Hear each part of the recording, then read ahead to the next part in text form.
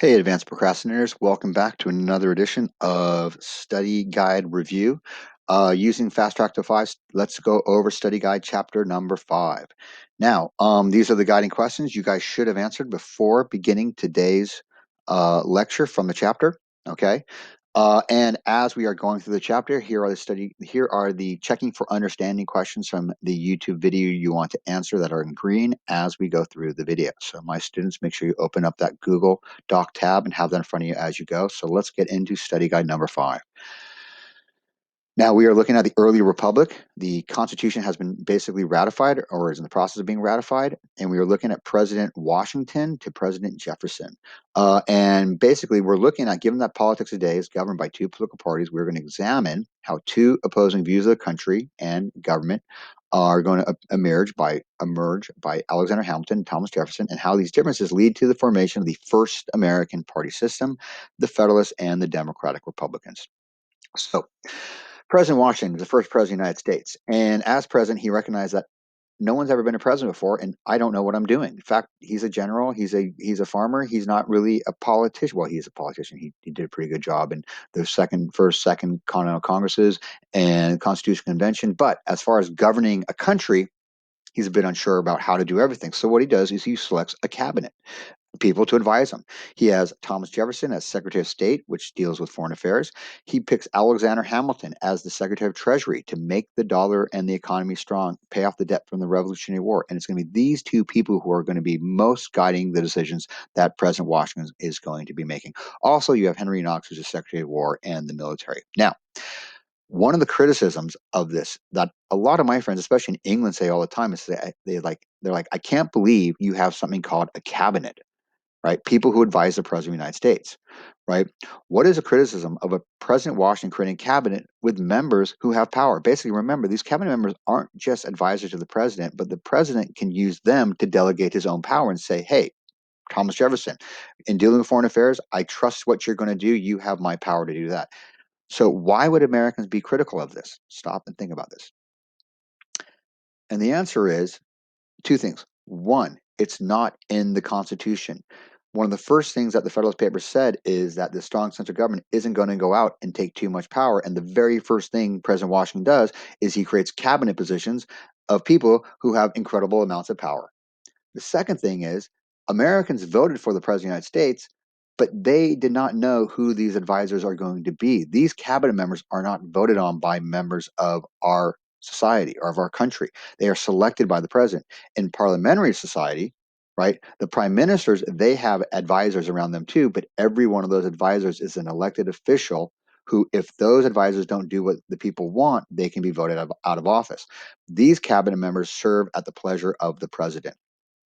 Now, Hamilton and Jefferson, as I said, are going to be in Washington's ear the most with their different visions of what America should be. Now, Alexander Hamilton, the Secretary of the Treasury, his idea of America is he wants America to become just like England. He sees that of the United States. And England's success is manufacturing. So he wants America to become a manufacturing nation, earn lots of money, and get really, really rich. Right? In order to do this, you're going to need a strong central government that's going to help businesses to grow. Now, Jefferson, he's like, no, America is a nation of farmers, right? And as a farmer, this is great because when you own property, you have liberty. You have a way to make a living for the rest of your life. And farmers don't need much from the government. They're on their own doing their own thing. So the power, yes, we have a central government, but most of the power should reside with the states because the states know what's best for the farmers in that area. Now, obviously, let's look. Whose vision of the country does the U.S. most resemble today? Hamilton's, a manufacturing nation, or Jefferson's, an agrarian nation?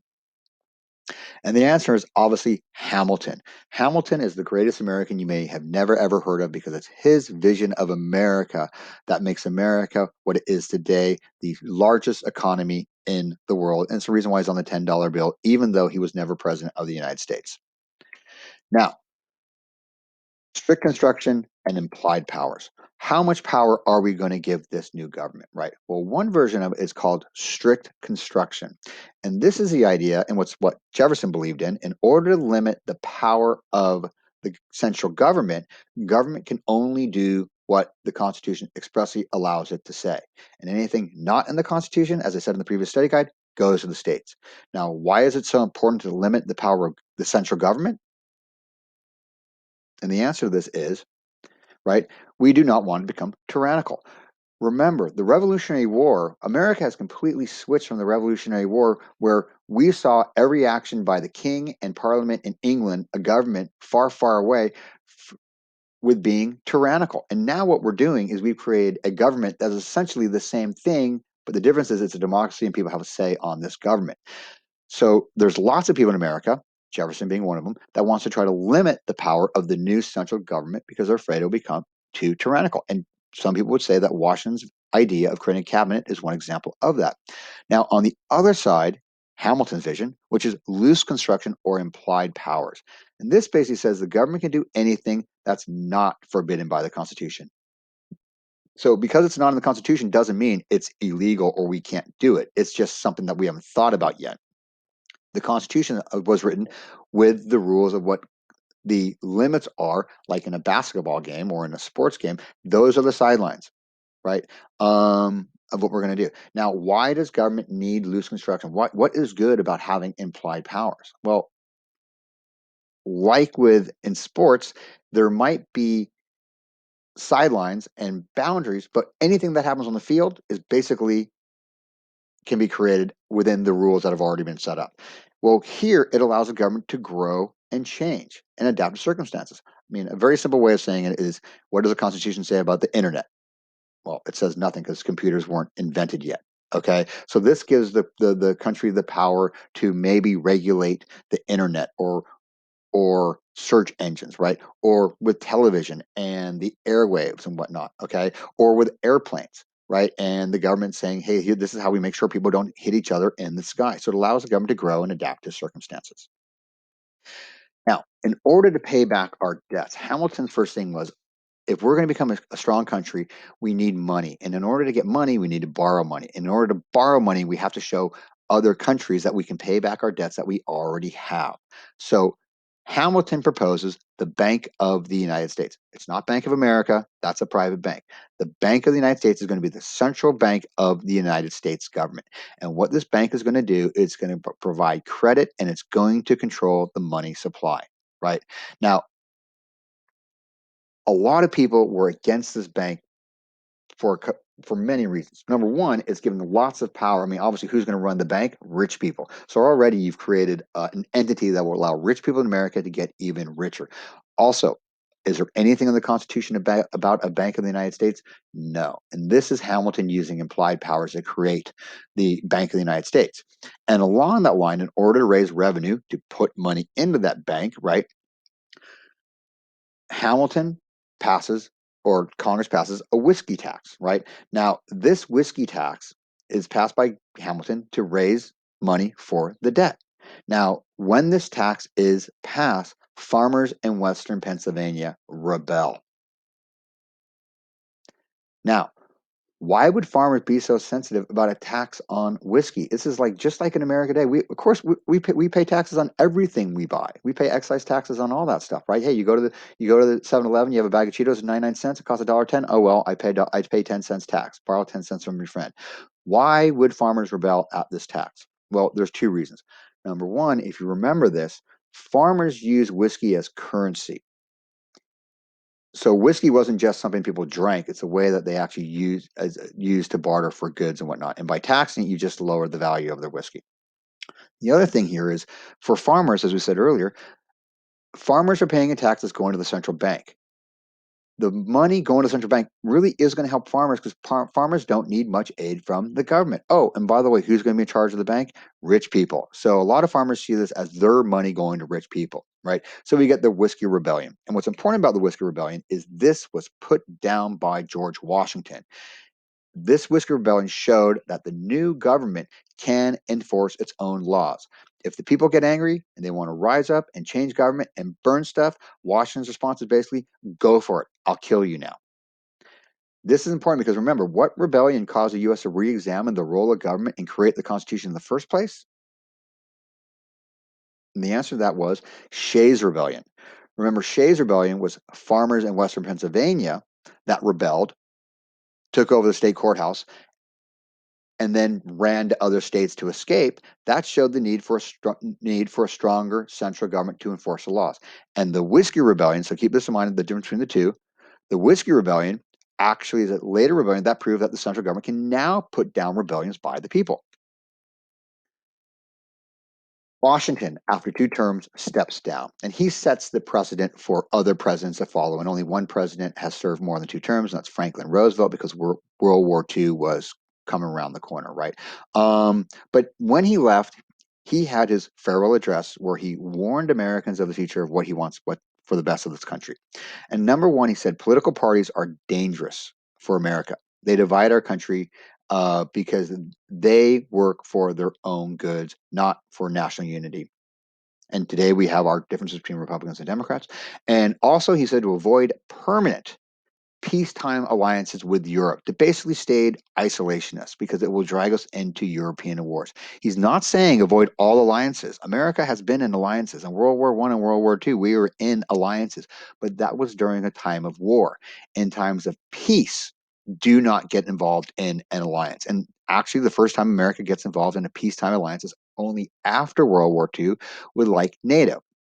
Now, how can Washington's warnings be seen negatively in the United States today? How do we see this in America today? Well, obviously, number one is we have political parties that have divided this country, and they work for their own goods, not for the United States. So we have issues like gay marriage, the environment, fundamentalism, rich and poor, black and white. These are items that we argue about in America between the two political parties. And it seems to a lot of Americans that the division between the two parties, they aren't working to try to solve the issues, but they are using those issues to try to galvanize their own supporters. Another one is foreign affairs. Many of the actions of the last 50 years, right, or 70 years since World War II, have upset the world as we've gotten more involved in international affairs, right? In the Cold War, the United States spent a lot of support for dictators, right? We spent money on overseas wars like the Vietnam War, and it costs a lot of lives lost. Now, John Adams becomes the second president of the United States. And one thing that in John Adams is going to be a part of a new political party called the Federalist Party, right? And the Federalists, they want to try to limit the other political party that's going to rise up, which I'll talk about on the next slide, which is Jefferson's party, the Democratic Republicans. And the Federalists passed something called the Alien and Sedition Acts, right? And basically, what is in this? It's designed to hurt the Democratic Republicans. Now, what it changes was there's a Naturalization Act, which means that if you're an immigrant, it takes 14 years to become an American, not 5 years. Also, there's the Sedition Act, which stated that an immigrant could be deported for criticizing the government or the president. Now, how would targeting immigrants hurt the Democratic Republicans? Why, like today as well too, why are immigrants targeted by Donald Trump? Or back then, why were immigrants targeted by that as a way like, hey, this would hurt the other political party? Well, the reason why is that the Democratic Republicans are the party of farmers, which I'll get into in just a second. And immigrants coming to America are usually poor. That's why they come to America. If they were rich in their home country, they probably wouldn't leave. So they're coming to America for a better life. And as immigrants, they're more likely to become farmers because there's lots of free available land. And by delaying the amount of time that they can become an American citizen, you're preventing the amount of time that they can actually start voting. And in that time, if they do start criticizing the president or start giving Democratic Republican leanings, they can be deported from the country. Now, what amendment does the Alien Sedition Act obviously violate? The First Amendment, right? The First Amendment allows people the freedom of speech and assembly, and people do have the right to criticize the government. And remember this, keep this in mind. This is the reason why the Anti-Federalists, this is a whole separate Federalism and Federalist Democratic Republicans and Federalist Anti-Federalists. In the ratifying of the Constitution, the Anti-Federalists say we need a Bill of Rights to protect our rights. And here's an example of exactly what the Anti-Federalists were afraid of with the ratification of the Constitution is the government taking away their rights. And honestly, what are some examples of American First Amendment rights being taken away by the government? Well, in the upper right-hand corner during World War I, you had another set of Alien and Sedition Acts, which prevented people from criticizing the war.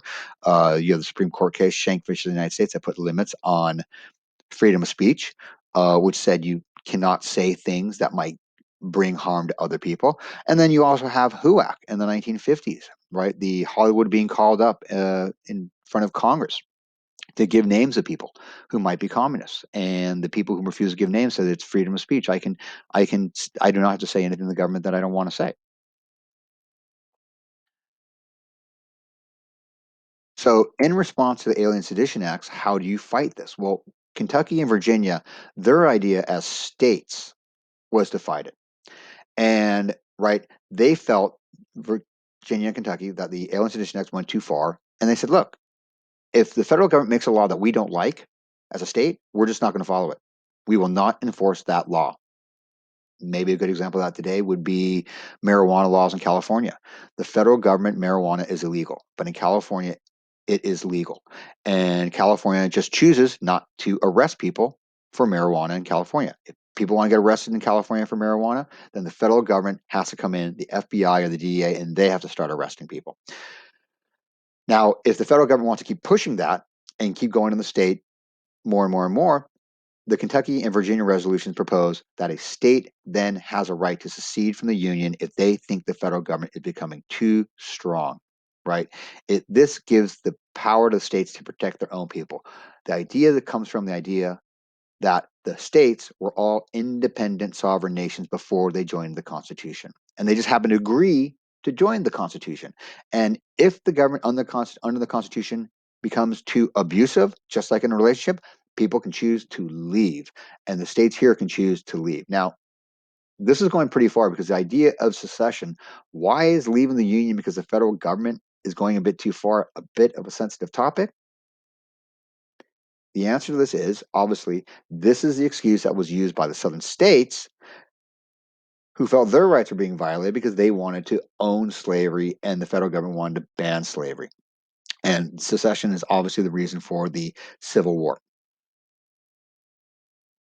Now, let's talk about the Democratic Republicans and the Federalists, right? Because these are the two political parties. Now, the reason why these two political parties develop is because Jefferson and Hamilton are both advising the President of the United States on what to do.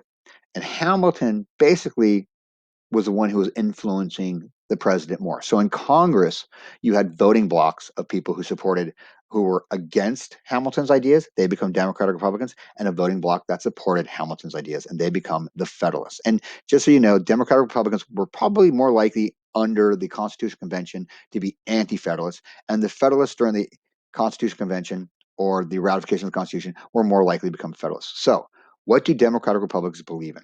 They believe in that their constituents are farmers. We are a rural nation, and the government works for farmers. Also, the vision of government is states' rights and a weak central government. The vision of America is a nation of small farmers. That should be the future of the United States. And the French Revolution is happening at this time. And for a lot of Americans, they're like, well, what side do we take in this French Revolution? Right? For Democratic Republicans, they say that the French Revolution and the French overthrowing a king is just the French copying America's revolution. Now, explain one reason why Jefferson's vision is a better plan for America. Think about that for 1 second. And the answer to this is a simple idea is his thinking is as long as people are farmers and as long as people own their own land, they can make their own money. It is a way to prevent poverty in the nation because you can always make your own pay. And as a farmer, you're probably going to be your own boss. Now, the Federalists or Hamiltonians, what are their beliefs? Well, they represent merchants and urban areas. Their vision of America is a strong central government. Their vision of America's future is manufacturing and industry, and they are against the French Revolution because, as we know, the French Revolution it starts going a little bit crazy when they start chopping off people's heads, and they're like, "Look, you need to have order. This is why you have a king, so people don't go crazy and start chopping off heads." Now, why is Hamilton's vision the better plan for the United States? And the reason being is going to be a couple reasons. Obviously, number one, manufacturing is going to make more money than farming. What makes more money, apples or Apple? Right? The computer company that makes our iPhones. Apple does. Another problem with the future vision of America is someday we are going to run out of land in the United States. At this moment, land is available and cheap. But in the future, what are people going to do for work when there's no more land? And not to mention, let's say that you're a brilliant scientist. If you're going to be a farmer, what do you get out of that being a farmer? It's a waste of a brilliant mind. So with Hamilton's vision, people with different talents can go into different careers. Now, Jefferson becomes the third president of the United States in what's called the Revolution of 1800, because in an election, the Federalists and Adams, who are in charge of the government, actually peacefully step down, and they are replaced by Jefferson and the Democratic Republicans. And the most notable achievement of Jefferson as president is the Louisiana Purchase, in which the United States purchases land from France for $15 million, and you can see it in the map in the upper left there, and it basically doubles the size of the United States. Now, what's very interesting about this is when this happened, Jefferson's first response was, I can't do this, because where in the Constitution does it say that the president's allowed to purchase land? He was a strict constructionist. Now, of course, Jefferson went through with this because was it worth him going against the beliefs to purchase the Louisiana Territory? And the reason why sometimes presidents say one thing when they run for president, and then when they're president, they do something different is they think, well, actually, I have to do what's best for the country, not just what my constituents are. And Jefferson, of course, he takes it because it doubles the size of the United States, right? Remember, he supports farmers, and this gives farmers more land. But another deeper level, put this one down here. If we didn't buy the land, then England would have bought the land. England's still in Canada. And if England had bought the Louisiana Purchase, or maybe just taken it from France during a war, they would have controlled Louisiana, and then America's westward progress would have been halted right there. Now, Jefferson's worst presidential decision was something called the Embargo Act. Okay. Now, what happened here was that there's England and France are at war with each other during the Napoleonic Wars, and U.S. sailors are being kidnapped by the English, and the French are just stealing our ships. So, in order to try to stop England and France from messing with our trade, is we try kind of a reverse boycott, where rather than we stop buying goods from England and France, we tell England and France we're not going to sell you any more stuff. Well, this fails miserably because England and France are the two richest countries in the world, and they make their own stuff anyways. And what ends up happening, as you can see in the chart in the upper right-hand corner, is that our exports drop from $120 million to $20 million, which creates one of the first recessions in the young country's history. Now, the third branch of government we haven't really talked about is the judicial branch. And John Marshall is the first Supreme Court justice. And what the judicial branch does under Marshall's legacy or tenure is he expanded the power of the Supreme Court to balance out the other two branches of government. The judicial branch was essentially thought of as an afterthought, as a way like, hey, if we have a dispute, where do we go to settle this? Well, let's just take it to the court and see what the court says, right? But a problem with in the country is a lot of states are saying, I don't need a central court to tell me that. The states will just decide what we want to do, right? And that was the Virginia and Kentucky resolution. States are saying, look, we can just ignore the law. If we don't like the law, we're going to secede. Well, Marshall's court basically helps to define the idea that the Supreme Court has final say on laws, not the states. It's nationalism over states' rights. And 3 Supreme Court decisions you're going to have to know. You want to remember these. Number 1, top of the list, Marbury versus Madison. This is the Supreme Court case that gives the Supreme Court power to have final say on all laws made by Congress. That's called judicial review. A second Supreme Court decision, McCulloch versus Maryland. This is the idea of implied powers.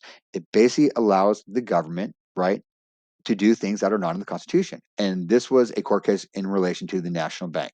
So this gives the government the flexibility to grow and change. And then a third one, Givens versus Ogden, basically says that the government has the power over interstate trade. If it's within a state, that's fine. The state's in charge. But once something goes from, say, California to Arizona, who's going to make the laws when it goes from state to state? And that Givens versus Ogden basically says that the federal government will be in charge of those laws. Now, at first, the judicial branch was made as the weakest branch of government. Today, some people argue that's actually the most powerful branch of government today. Can you make an argument why? And the answer to that, oops, my bad. The answer to that is, it says at the top, the Supreme Court has final say on the laws. When the Supreme Court makes a decision, that's final. So if it comes to the Supreme Court, no one can change it. Take abortion. What president legalized abortion? It wasn't a president. It wasn't Congress. It's Roe versus Wade, the Supreme Court case that legalized abortion in America. And the only way to overturn abortion being a right in America is another Supreme Court decision saying that no, abortion is murder. Or gay marriage. Gay marriage was not legalized by Barack Obama or Congress during his term. It was a Supreme Court case that basically said that all people in America have the right to get married. So the Supreme Court, when it gets to the Supreme Court, when they make a decision, it's final. All right. Thank you very much today, guys, and see you guys soon.